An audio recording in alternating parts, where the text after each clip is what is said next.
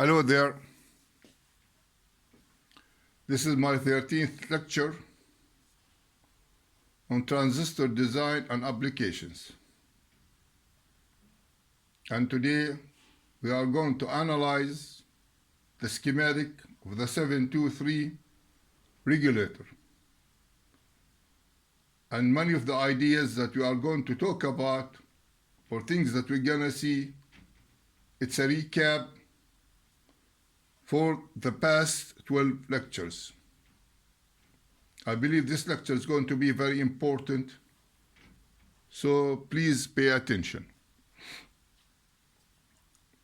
First, we're going to divide the schematic to different stages, and stage 1 is related to the current sources and the transistors that are associated with those current sources. And that includes Q1, Q2, Q3, Q7, and Q11, and Q10, and Q13.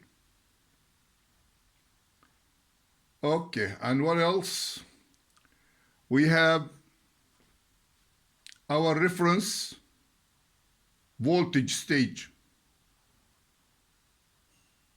and that includes our 6.2 volts zener here, Q5, Q4, and Q6, and associated resistors, which is 100 ohm R6 and R7, I believe. I don't see that clearly. Yes, our R2. Okay, it's the 30 kilo ohm R2. So this is a reference voltage stage. And after that, we go to our differential or error amplifier, which is made of a differential amplifier made of Q11 and Q12.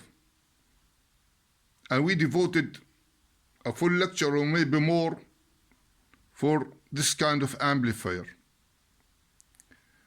And we have also the output stage, which is made of those two Darlington pairs, okay, and their associated leakage resistor in here.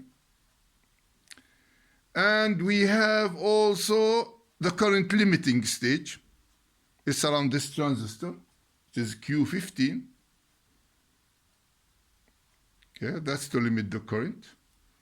And I believe that's about it.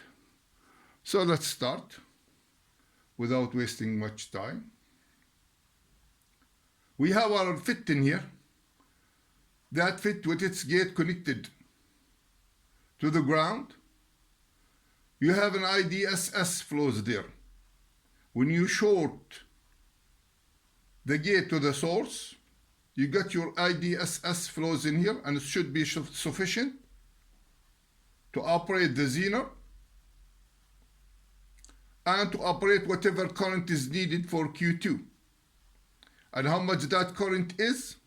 That's around 0.4 milliamps, because it's simply the 6.2 volts minus the VBE in here, that's around 5.6, let's say, divided over 15.5K, that gives you around 0.4 milliamps. Let's make our life easy and consider it to be 0.4 milliamps. And if you've seen before, we dedicated a full lecture for the current mirror or a multi-branch current mirrors. This transistor will be the programming transistor for the rest of them. Okay.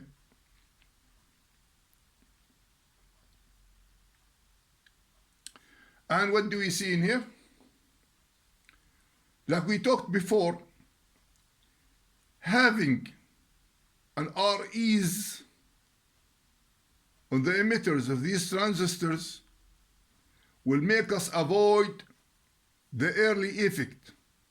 So whenever voltage changes between the base of the collector would not affect the VBE. That's the idea of putting all of these REs. That's one reason, of course. And the second reason is to be able to just take parts of whatever that IB is. So you can take half of IB in one branch, or maybe 1/10, or maybe 1/20, a 20th of it, so whatever. So you can divide that IB to wherever you want by just plugging a resistor. See how simple it is. I mean, it's complicated when it comes to equations, but it's very simple to use. So what do we have in here? We have a 25 kilo ohm here. And we have another 1K ohm in here, another 1K ohm. So those two currents are equal, and each one is around 0.2 milliamps, 0.2 milliamps. And we have the main resistor in here, which is a 500 ohm with the programming transistor. Now 500 ohms, when it's multiplied by 0.4 milliamps, that gives you around 0.2 millivolts.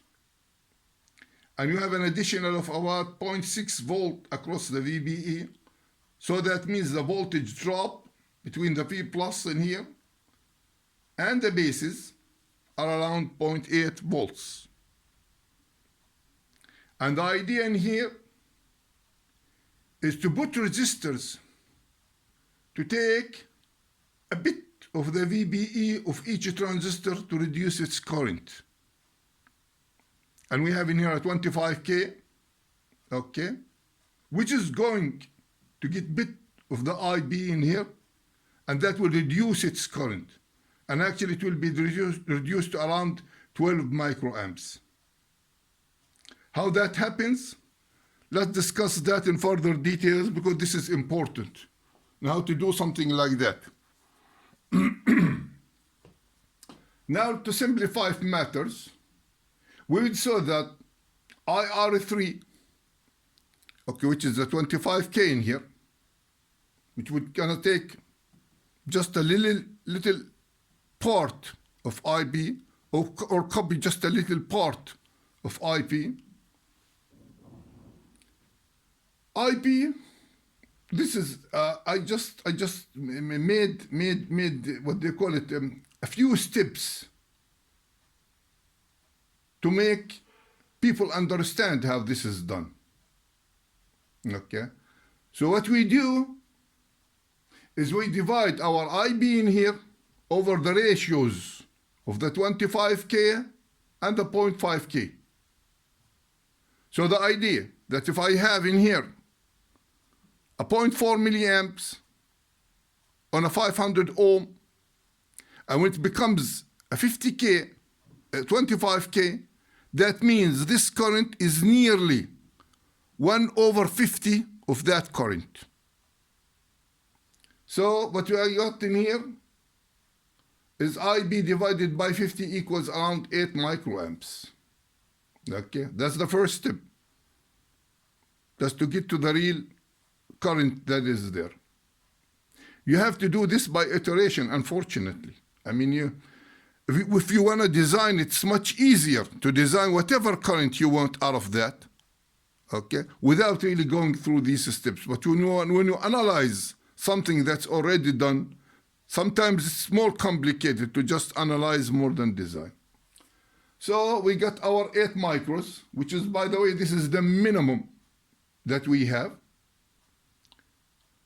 Now we're going to get to the maximum, and after that we do some few iterations to get to the real number, or very close to the real current. And that applies to all of them, by the way. So what do we do after that? We say, we try to find how much VBE we are going to take, how much parts of VBE we are going to take, okay, to make our current 8 microamps. And what do? We go to the old equations, and we discussed that previously. We get our 25 millivolts, which is KT over Q, by the way, if you still remember. The natural logarithm of 50, which is the ratio of the 0.4 milliamps divided by the 8 microamps, or the 50 that we got in here. that ratio in there, we put it in there. And we find out that we need to deduct 98 millivolts out of this VBE, okay, in order to have our 8 microamps. That's what we need. So instead of this being 0.6 volts, 600 millivolts, we're going to take around 100 millivolts out of it, so it's going to become about 500 millivolts only for VBE. And to make our results closer and closer, we do the following. IR3 now, okay, would be equal to the 500 ohm multiplied by 0.4, which is the voltage across R1. That's always be fixed. Nothing's going to change in here, which is 0.2 volts. Those 0.2 volts, or 500 multiplied by 0.4 milliamp, plus the 98 millivolts, divided by the 25K would give us 12 microamps. What we have done is the following, okay? Those 0.8s that we have in here, our 0.8 volts in, that's it, forget about the 0.8, that's our 0.2 volts in here. Our 0.2, we're gonna add it, they're gonna, since the voltage is fixed between this point and this point, we're gonna take our 0.2 and add to it whatever we need to take out of this Q3 and divide it over the 25K. That would tell you what kind of current you're gonna be having here. And that would be equal to 12 microamps. And that, by the way, is the maximum. So we got our minimum, 8 micro, and we got our maximum, which is 12 micro. And now we're gonna do a few iterations. We can do a few iterations to make this closer, which is gonna be something like about 10 micros or 10.5 to get what we want. How are we gonna do more iterations? We're gonna do it as follows. We're gonna go back and divide our 0.4 milliamps, divided our over 12 microamps. The same equation that it was in here, same thing. IB, you're gonna divide it, instead of the 8 micro to get our 50, we're gonna divide it by 12. So we get something around 40, whatever, okay? And we get our 40, we do the same equation as step number 2 to get something like, probably like, I don't know, about 70, 75, whatever millivolts. That gives us another value. We're gonna take that value and plug it again and do it. We're gonna get something like probably 11, 11.5, whatever. We're gonna continue doing the iterations until we finally settle where VBE, delta VBE will match exactly the current that we have in here. And that means that's it, we got it.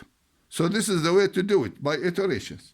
And the same thing for the 1 kilo ohm in here, by the way, which is as we see in here, this is 500 ohm, this is 1 kilo ohm, so that means this current is half of that current, which is around 0.2. Actually, it's not 0.2. This is the minimum, like you said before. It's gonna be a little bit higher than that, and we do the same steps in here. And here it's saying 218 millivolts, because this current, the 0.2, is half of that current in here. So that means this VBE is less by 18 millivolts. And when we add those 18 millivolts to the 0.2 across the resistor, it becomes 218 millivolts. We divide it by the 1K to get a 0.218 milliamps. And this is the maximum, by the way. Look, this is getting closer from the first step, okay? And we do a few iterations again, okay, to get a closer value, which is between the 0.2 and the 0.218. But this is close enough because the currents are high. I mean, the ratio between the 0.4 and 0.2 is high. Therefore, we're going to get a closer result faster. But if it's smaller than this one, 1/50, then you need a few iterations to get what you want. Anyway, we stated that. So what do we have in here? We have, for simplicity, we have our 12 micros, 0.4, 12 micros, 0.2, the 1K, another 0.2 for the 1K. And down here, what do we have? We have a 300 ohms in here for the 0.2, while we have only 150 for the other transistor. So this current will be double that current, okay? So having here 0.2, that means you're gonna have 0.4 in here. I believe that's enough talking about current sources and stuff like that. Let's move to something else. We need to discuss now our reference voltage. That reference voltage, you take a fraction of it, or you multiply it, or you do whatever you want with it, but has to be stable with temperature and stable with different loads. Okay? And the value for that is nothing but this VZ and add to it this VBE. And it's around 7 volts. That's our V reference. And it has a feedback to stabilize it, and its temperature stabilized also. I believe this has a positive temperature coefficient, and that transistor, as we always know, has a negative temperature coefficient, so I believe they'll cancel out, okay? That you get rid of the temperature issue. And you got a feedback mechanism in here, made of this Q4, Q5, and Q6. So let's say, for an example, V reference increased a little bit, for God knows what reason is. That means the voltage at R8 in here will increase. Okay, and that means the voltage at the base of Q6 will also increase. That means more current through Q6. More current in here where the current is fixed by this current source means this voltage is going to start going down. Okay? More current, that means this will be pushing down because this is going to start saturating. If it can't push its current through this current source, it's going to start saturating, which means it's going to start lowering the voltages of those Darlington pair that you see in here, which means finally that you're going to decrease the V reference. And the opposite, let's say for example, this voltage is getting lower for no reason. That means this VB in here.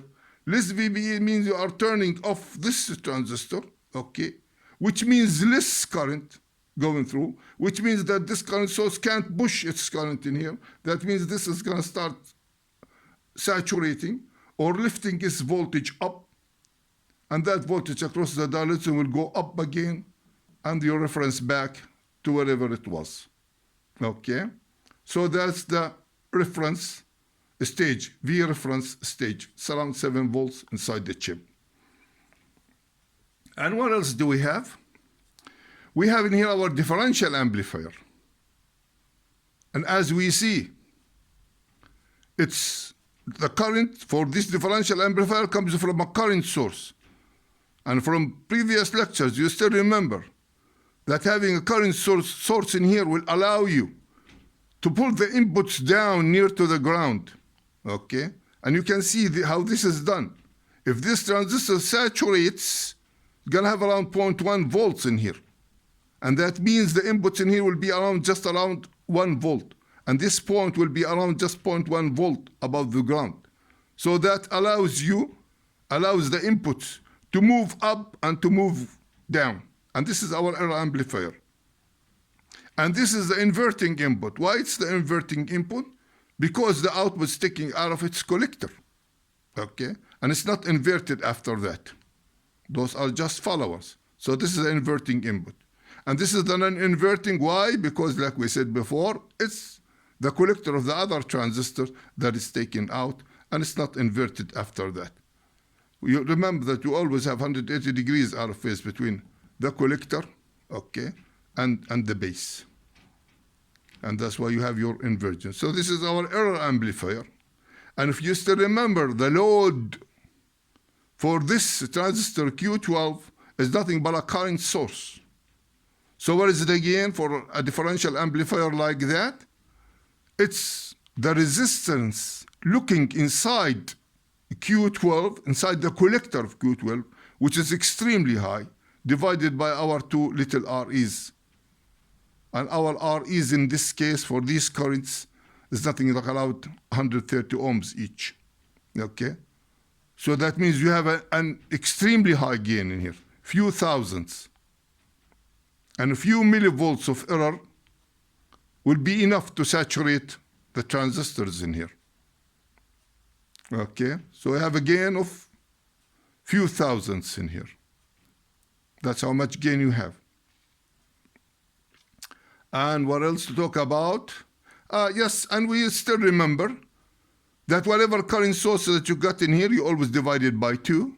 So you got your 0.2 milliamps in here. It was multiplied due to the resistor change. That means you have 0.4 milliamps in here. 0.2 will be going this way, and 0.2 will be going that way. So the current is divided between both of those. And how what they call it, how do you achieve your amplification? It's simply, if you have an input in here which is higher, okay, that input will affect the VBE of this transistor, or the little RE in here. You don't have in the way except this little RE and this little RE. Higher output voltage, because this is a feedback after all, you know, or this is a reference and this is the feedback. You're gonna have your RE in here. This transistor will be turning on, and that transistor will be turning off. Okay. And turning off means this current will be going through Q11. Less current means less voltage in here. The voltage in here will be going down. And the opposite, of course, for the inverting input.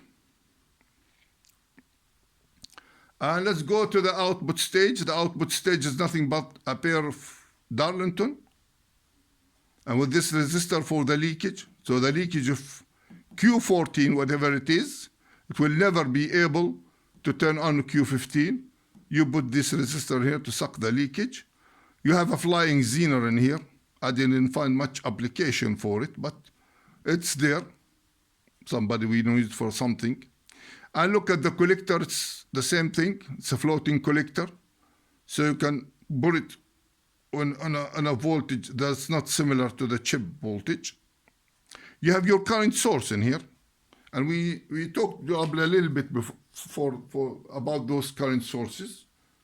Where you got your load current passing through a resistor in here. And what do you have in here? You have the sense. Here is a current limit, and here is a current sense.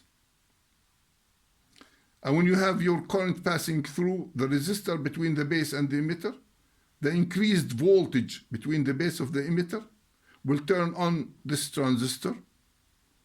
And if you still remember, 18 millivolts additional, any 18 millivolts addition to the VBE will double its current.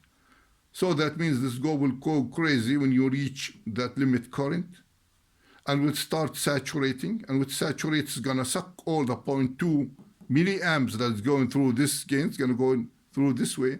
And at the same time, this, when it saturates, it's gonna pull all the voltages of these Darlingtons.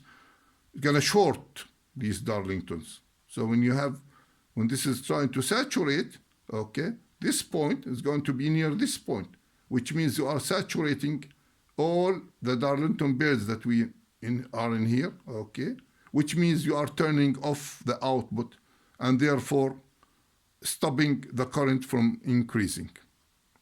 So this is how the mechanism works for the current limiting.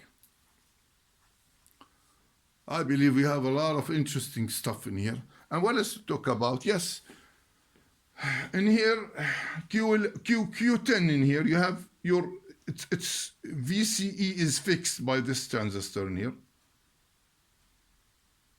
Because the voltage for Q10 between its base and its collector is nothing but VBE, 0.7 volts or 0.6 volts. And that helps in the early effect issue. This in here and the resistors in here will help in the early effect issue.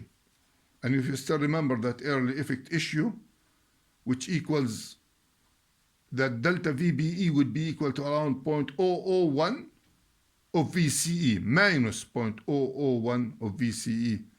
So that means the fluctuation of VCE will always affect VBE, which will finally affect VC. But when you do something like this, nothing like that would happen. Or when we throw resistors like those, nothing like that would happen. And also they use this to limit the early Miller, but we are not dealing with frequency in here. So I think this is mostly for the early effect stuff, not for the early Miller. Okay. What else we have to talk about? I think that's about it. Let's see the chip in general. Oh yeah, more information about the chip. This chip is an industry standard. It's used in so many applications. It's a very old chip, but it's still, until now, it's still very much in use. Information about that chip. The output voltage that you can get out of it, okay, it's should be greater or equal to 2 volts, but less or equal to 37 volts. That tells you how much the fluctuation is. That's because all of the current sources that we have in here, an output current source, okay, and an input, let's say current source for the differential stage will allow you to swing.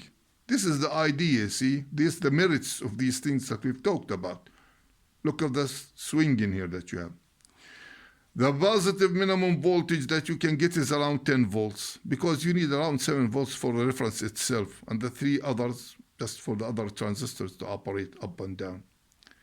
The V plus max to supply the chip is 40 volts. So this chip has to operate between 10 volts and 40 volts. Okay. V out minimum is 2 volts. You can't go lower than 2 volts. We talked about that before because you have many Qs in here, 11, 12, and 13s. They need their voltage. IO max at 150 milliamps. That's because of the Darlington Bear. You always have a passive transistor. If you want more current than that, you always have to have a passive transistor after those Darlingtons in there. And after you set your feedback, that would be just fine. And you have a delta reference over delta T is around 0.003% per degree centigrade. That equals to 30 parts per million per degree centigrade. And for the 7 volts difference, that would mean around 0.21 millivolt per degree centigrade. That's the drift of temperature. And here's the block diagram for it that we discussed before. This is the reference section or the reference stage. And we have the amplifier that we have here, which is based around the differential amplifier. Okay. That's the op-amp. It's simulated by an op-amp. Actually, you can consider it as an op-amp. Why not? That's our error amplifier. And we have, what else we have? We have our current sense and current limit, that transistors in here. And we have our series transistors, the 2 Darlingtons that we had in here. Okay. And here's another one. This is the compensation. You always have to add a cap that runs between here, I believe, and somewhere in the negative input, wherever. There's an application for it. Okay, that's to limit the frequency. You don't want your system to oscillate. So put something like about 100 picofarad or whatever between this. There's a recommended value. We're going to get to the applications. We have about maybe 20 lectures on voltage regulators. So we get very, very much details for the various type of regulators. So this is what we have. Let's see. Okay, what else? Oh, God.